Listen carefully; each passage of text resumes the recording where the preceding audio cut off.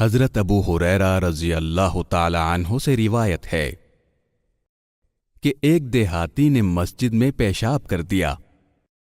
لوگ اس کی طرف دوڑے تاکہ اسے زد و کوب کریں، تو نبی کریم صلی اللہ علیہ وسلم نے فرمایا، اس کو چھوڑ دو اور اس کے پیشاب پر پانی کا ڈول بہا دو، اس لیے کہ تم آسانی کرنے والے بنا کر بھیجے گئے ہو، سختی کرنے والے بنا کر نہیں بھیجے گئے۔